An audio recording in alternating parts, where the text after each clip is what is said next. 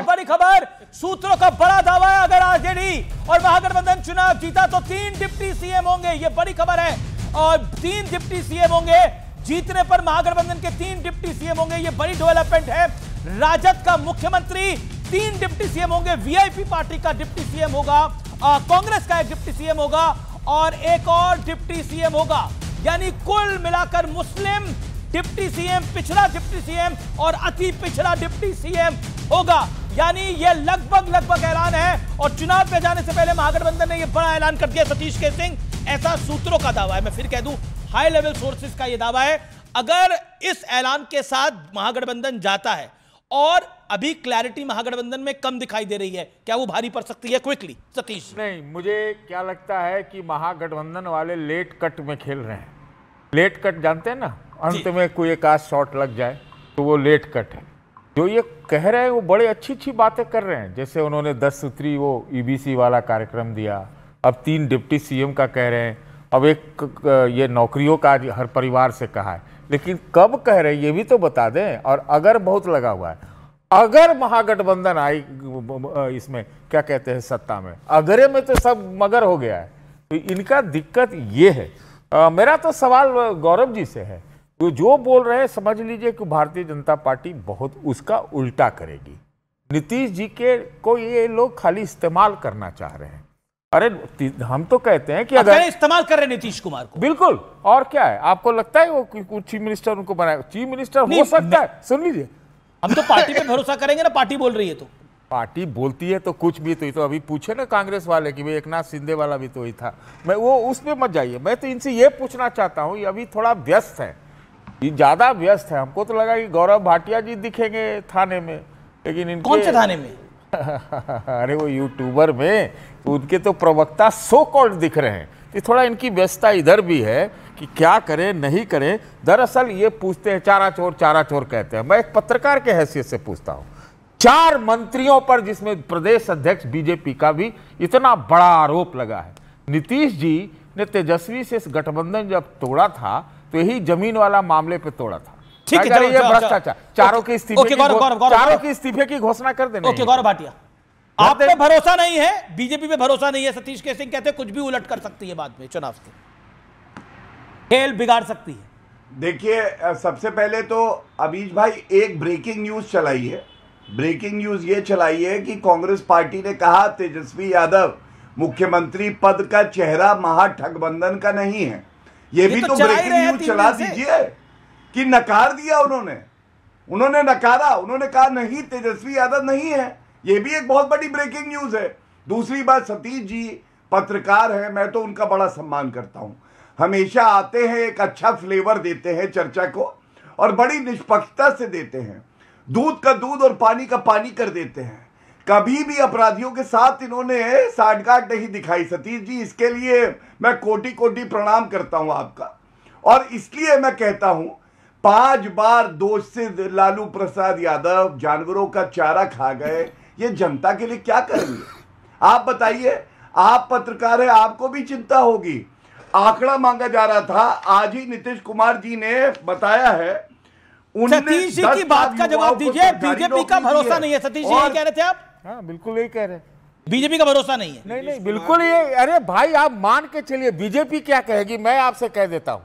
नीतीश जी को ये chief minister, देखिए तेजस्वी चीफ मिनिस्टर अभी भी मान लेंगे, बीजेपी कभी नहीं चीफ मिनिस्टर मानेगी। ओके, बीजेपी नहीं मानेगी। देखिए, ओके गौरव भाटिया, चलिए देखिए, ऐसा तो रखा है अभी वैसे। देखिए, सतीश जी को हम पे भरोसा नहीं है। हाँ, एक मिनट, सतीश जी आपको हम पे भरोसा नहीं है। जरूर कोई खता हमसे हुई होगी। नहीं, इनका दिल नहीं जीत पाए। ये राजनीति है सर, यही होता है। तेजस्वी यादव, क्या लेना देना इसे? मैं बात तो कर लूं सतीश जी, अपनी बात तो कर लूं। देखिए, हमारी खता है, हम सतीश जी का दिल नहीं जीत पाए।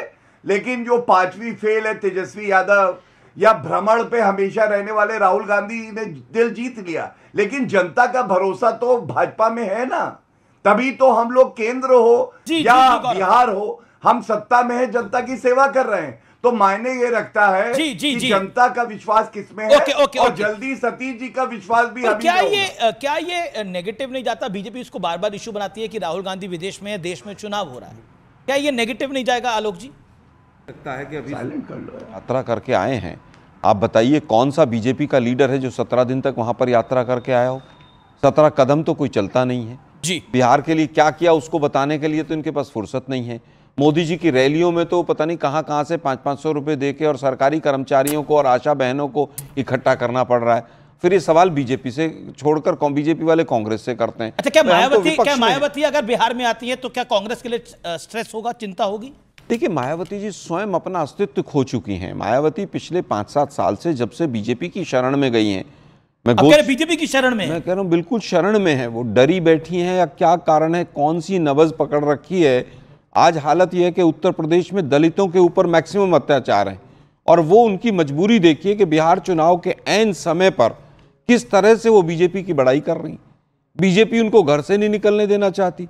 अब बीजेपी जिस तरह से बाकी राज्यों में दूसरे छोटे दलों को यूज करती है, मायावती जी को यूज करने के लिए निकाला नहीं है। बीएसपी का एक सॉलिड कंसोलिडेटेड वोट बैंक है। कितने एमएलए हैं उनके, बताइए कितने, आप ही बता दीजिए। नहीं, एक वोट बैंक है उनका। नहीं, बताइए ना कितने एमएलए यूपी में, जहां पर वो 3-3-4 एमएलए हैं, एक एमएलए 3-3-4-4 बार मुख्यमंत्री रही और आज हालत ये है कि एमएलए नहीं है उनके।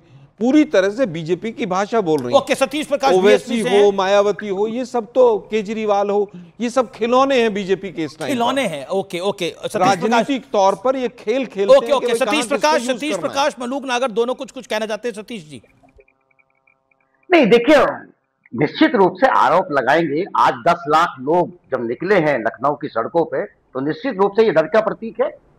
एक 20 दिन पहले ट्वीट होता है और 10 लाख लोग बहन जी के बुलावे पे उत्तर प्रदेश में जाते हैं, तो ये कहीं ना कहीं एक डर का माहौल है। देखिए, मेरा मानना ये है कि कहीं ना कहीं, देखिए, आरोप लगाना अलग बात है। आरोप जी, मैं एक छोटी सी बात आपसे पूछूं कि बीजेपी और दलितों से कितना आप प्रेम करते हैं? आप हरियाणा में 1 लाख वोटों से हारे हैं, आप मुख्य विपक्षी दल हैं। हरियाणा में एक आईपीएस ने आत्महत्या करी, सरकार ने उसका साथ नहीं दिया। आज उनका अभी पोस्टमार्टम नहीं हुआ, उनकी डेड बॉडी रखी है, उनकी पत्नी खुद एक आईएएस है।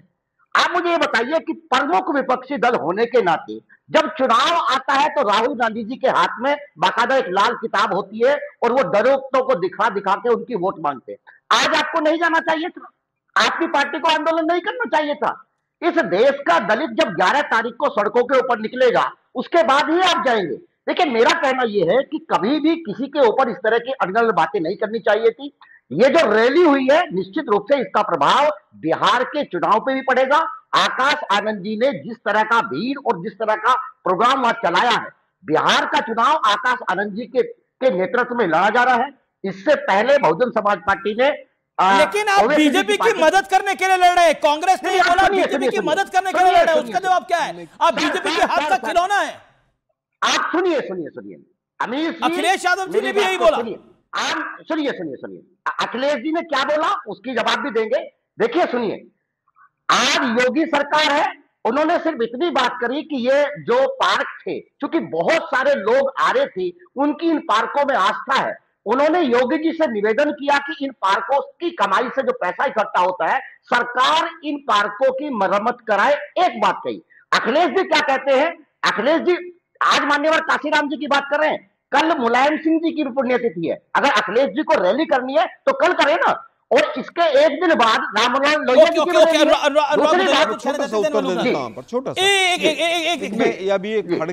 खड़गे साहब ने भी पूरा अपना लंबा चौड़ा वक्तव्य भी दिया है, बीमार होने के बावजूद। राहुल गांधी जी ने भी दिया है। मुझे बताइए, मायावती जी ने क्या ट्वीट भी किया है पूरण कुमार के लिए? मैं नाम बताता हूं उस अधिकारी का। सुनिए, आप मेरी बात को बताइए ना, क्या बीजेपी को टारगेट करके मायावती का ट्विटर अभी खोलिए, क्या लिखा है? क्या बीजेपी का नाम भी लिखा है? सुनिए, इस रैली के खत्म होने के बाद तमाम हरियाणा की यूनिट 11 तारीख इसलिए रखा गया है कि अभी वो 10 तारीख को लोग पहुंचेंगे। 11 तारीख को इस देश का दलित सड़कों के ऊपर निकलेगा और ये दूसरा रोहित वेमुला है। दूसरा रोहित वेमुला है।